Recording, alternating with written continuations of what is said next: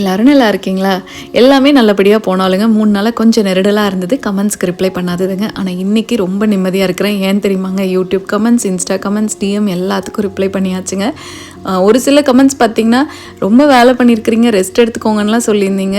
நிஜமாகவே சொல்கிறேங்க, எல்லா கமெண்ட்ஸ்க்குமே இவ்வளோ அன்பு ஆதரவு கொடுக்குறீங்க. அதுக்கு நான் நிஜமாகவே கொடுத்து வச்சுருக்கணுங்க.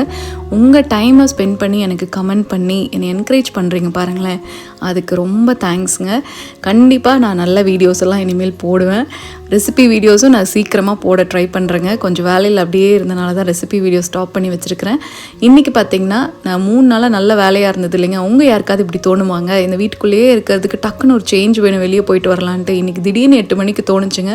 உடனே சரி லஞ்சை மட்டும் பண்ணி வச்சுட்டு கிளம்பலான்னு ஃபான்பரோ கிளம்பியாச்சுங்க. குட்டி பையன் என்ன பண்ணிகிட்ருக்கிறான்னு பார்க்குறீங்களா? இன்க்ரீடியன்ஸ் செக் பண்ணிகிட்ருக்கிறாரு. இனி படிக்கிறதுக்கு தெரியாதுங்க, ஆனால் தெரிஞ்ச மாதிரி கான்ஃபிடென்ட்டாக பதில் சொல்லுவாருங்க. என்ன கண்ணு அதில் போட்டிருக்குன்னு கேட்டதுக்குங்க, நட்ஸ் இருக்குங்கம்மா அப்படின்ட்டு வச்சுட்டு வந்துட்டாரு. இன்றைக்கி ஆக்சுவலாக போனதே ஷூஸ் பார்க்கலாம் தாங்க. இந்த குட்டி பையனுக்கு ஷூஸ் கடகடன்னு பெருசாயிட்டே வராருங்களா, 10ஆம் ஆகுது. இந்த குட்டி பையனோட அலப்பறைகள் வர வர தாங்க முடியறது இல்லைங்க. அவர் என்ன கலர் ஷூ போடுறாரோ அந்த கலர் தான் நாங்கள் போடணுமாமாங்க. நாங்கள் எல்லாரும் லேஸ் வச்சு ஷூ வச்சிருக்கனால அதே மாதிரி வேணும்னு இன்னைக்கு தேடி கண்டுபிடிச்சி வாங்கியாச்சுங்க. தேங்க்ஸ் ஃபார் வாட்சிங்.